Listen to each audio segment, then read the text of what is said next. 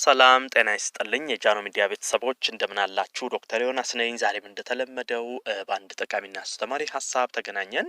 በዛሬ ፕሮግራሜ ስለ ጭንቀት ነው ማወራችሁ። በተለይ ደግሞ ለጭንቀት የሚያጋልጡ ነገሮችን እናያለን። እንዴትስ ከጭንቀት መውጣት እንችላለን የሚለውን እናያለን። በተለይ ዛሬ ይህን ሀሳብ ማንሳት የወደድኩት በጣም በርካታ ሰዎች በጭንቀት የተነሳ ጭንቀትን መቆጣጠር ባለመቻላቸው የተነሳ ለተለያዩ የጤና ችግሮች እየተዳረጉ አንዳንዶቹ ራስን እስከ ማጥፋት ህይወትን እስከ ማጣት ደረጃ ሁሉ የሚደርሱ ሰዎች በጣም እየተበራከቱ መጥተዋል። ለምንድነው እንደዚህ አይነት ጭንቀት ውስጥ የሰው ልጆች የሚገቡት? ጭንቀትን አምጪ ነገሮች ምንድን ናቸው? እንዴት አድርገን ነገሮችን ኮንትሮል በማድረግ ከጭንቀት መውጣት እንችላለን የሚለውን ነገር በዚህ ቪዲዮ የምነግራችሁ ይሆናል። አብራችሁኝ ቆዩ። ዶክተር ዮናስ ነኝ። ለቻናሌ አዲስ ከሆናችሁ ሰብስክራይብ በማድረግ የደወል ምልክቷንም በመጫን ቤተሰብ ሁኑ። ይሄን መረጃ ደግሞ ላይክ ሼር አድርጋችሁ ሌሎችም እንዲማሩበት እንድታደርጉ በክብር እየጠየቅኩ በቀጥታ ወደ ሀሳባችን እንግባ። በመጀመሪያ በአንደኛ ደረጃ መናገር የምፈልገው በጣም ጭንቀት ውስጥ እንድትገቡ ሰውነታችሁ አይምሯችሁ እንዲጨናንቅ የሚያደርገው የአካል ብቃት እንቅስቃሴን አለመስራት። ይሄ በተለይ ለረጅም ሰዓት መቀመጥ፣ ለረጅም ሰዓት መቆም፣ ይሄ ኑሯችሁ ላይ አክቲቪቲ የማታደርጉ ከሆነ እንቅስቃሴዎችን የማታደርጉ ከሆነ በጣም ሰውነታችሁም ይጫጫናል፣ አይምሯችሁም ይዝላል። በአጠቃላይ ለጭንቀት እንድትጋለጡ አንድ መንገድ ይሆናል። ስለዚህ ይሄ ስፖርት አለመስራት፣ አሁን ስፖርት ከሚሰሩ እንቅስቃሴ ከሚያደርጉ የአካል ብቃት እንቅስቃሴዎችን ከሚሰሩ በጣም ውሏቸው ላይ እንቅስቃሴ ከሚያደርጉ ሰዎች ይልቅ ቁጭ የሚሉ ሰዎች፣ ብዙም ይሄን ያህል እንቅስቃሴ የማያደርጉ ሰዎች ለጭንቀት የመጋለጥ እድላቸው በጣም ሰፊ ነው። ስለዚህ አንድ ምክንያት ተብሎ የሚቀመጠው ሰውነትን አለማንቀሳቀስ። ስፖርት በነገራችን ላይ አካልን ማንቀሳቀስ ብቻ ሳይሆን አይምሯችሁንም በጣም ፈታ እንዲል፣ ነፃ እንዲሆን፣ አይምሯችሁ ዘና እንዲል፣ የደም ዝውውራችሁ እንዲስተካከል በጣም በርካታ ጠቀሜታዎች አሉት። ስለዚህ ጭንቀት ከሚያመጡ ነገሮች አንዱ ስፖርት አለመስራት ነው። መፍትሄው ምንድን ነው? እንቅስቃሴ ማድረግ ያስፈልጋል ማለት ነው።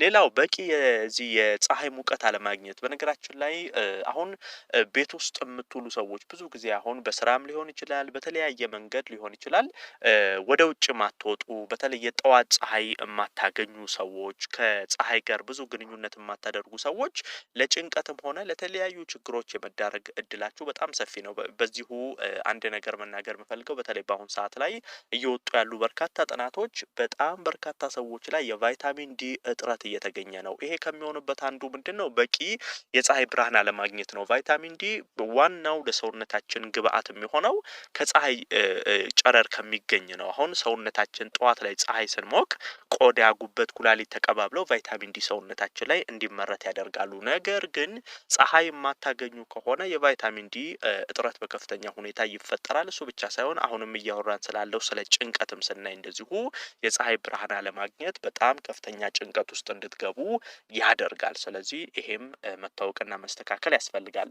ሌላው ጣፋጭ ምግቦችን አዘውትሮ መመገብ። በነገራችን ላይ ብዙ ሰው የማይመስለው ነገር ግን በጣም ሰውነት ላይ ስትረስ ሆርሞን እንዲጨምር የሚያደርግ፣ ሰውነታችሁ የተለያየ ጭንቀት ውስጥ እንዲገባ የሚያደርገው አንደኛው ጣፋጭ ነገሮች ነው። አሁን በውሏችሁ ስር የለስላሳ መጠጦች፣ ኬኮች፣ ብስኩቶች፣ የተለያዩ ጣፋጭ ነገሮች፣ በአርቲፊሻል ስኳር የሚዘጋጁ ነገሮችን እያዘወተራችሁ የምትመገቡ ከሆነ ለጤናችሁም በጣም ከፍተኛ ጉዳት ያመጣል። ይሄ ስትረስ ሆርሞንም ሰውነታችሁ ላይ እንዲጨምርና ለጭንቀት እንድትዳረጉ ያደርጋል። ስለዚህ ጣፋጭ ነገሮችን መቀነስ ያስፈልጋል። ሌላው ቅባት የበዛባቸው ምግቦችን በተዘዋዋሪ እንደዚሁ ለጭንቀት ይዳርጋሉ። አሁን ይሄ በነገራችን ላይ ሆርሞን ስለሚያዛባ በተለይ ስትረስ ሆርሞን ከፍ እንዲል ያደርጋል።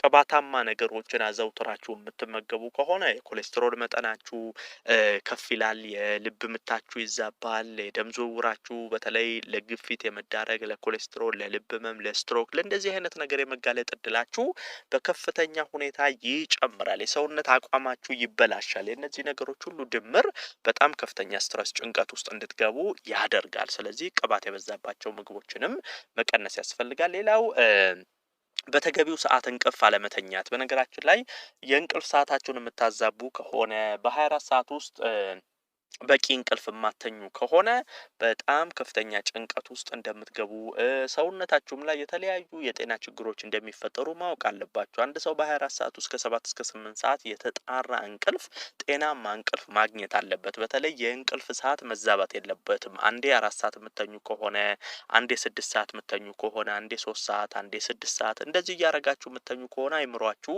በከፍተኛ ሁኔታ ይወጠራል። ከፍተኛ ጭንቀት ውስጥም እንድትገቡ ያደርጋልና የእንቅልፍ ሰዓትን አስተካክላችሁ ጤናማ እንቅልፍ መተኛት መቻል ይኖርባችኋል።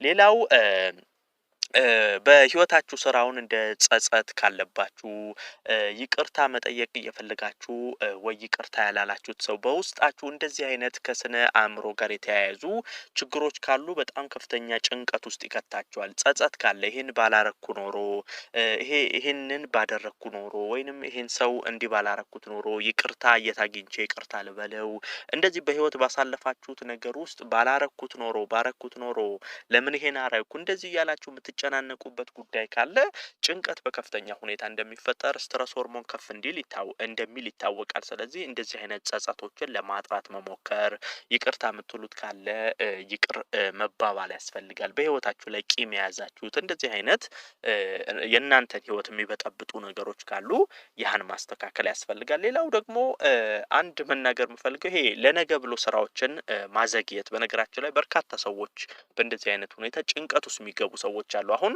ዛሬ መስራት ያለባችሁን ስራ ዛሬ ሰርታችሁ መገላገል እየቻላችሁ ቆይ ነገ ሰራዋለሁ፣ ቆይ ከነገ ወዲያ ሰራዋለሁ እያላችሁ በምታዘገዩት ጊዜ ያህን ስራ እኮ ሳልሰራው ያህን ነገር እኮ እንዲህ ሳላደርገው እንዴት ነው የምሰራው እንዴት ነው እያላችሁ ውስጣችሁ ያህን ነገር ስለሚያብሰለስል ውስጣችሁ ሰላም አያገኝም፣ እረፍት አያገኝም። በዚህ የተነሳ ነፃ እንዳትሆኑና የመጨናነቅ ስሜት ውስጥ እንድትገቡ ያደርጋል። ስለዚህ ብትችሉ ማከናወን መስራት ያለባችሁን ነገር መስራት ባለባችሁ ጊዜና ሰዓት ብትሰሩ እንደዚህ አይነት ጭንቀቶችን ለመቀነስ ይረዳችኋል። ሌላው ከመጠን በላይ ማህበራዊ ሚዲያዎችን መጠቀም ነው። ይሄም በተለይ በአሁን ሰዓት ላይ በርካታ ወጣቶች በተለይ ወጣቶች ላይ ይበዛል።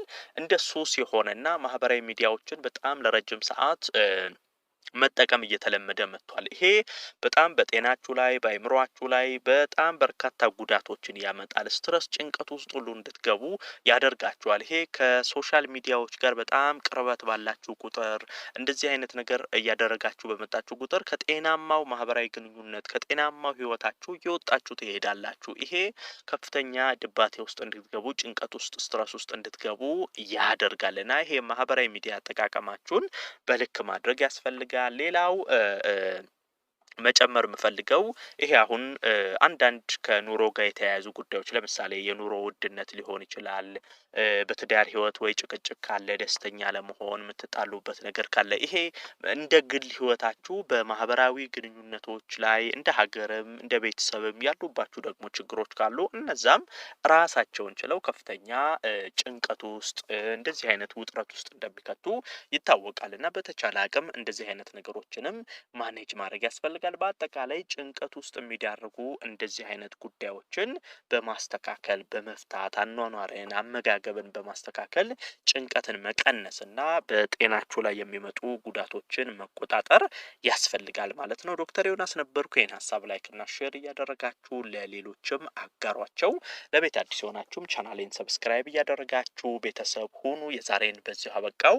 በቀጣይ ቀን ሌላ ጠቃሚና አስተማሪ ሀሳብ ይዤላችሁ ዳግም የምንገናኝ ይሆናል። እስከዛው በያላችሁበት መልካም ጊዜ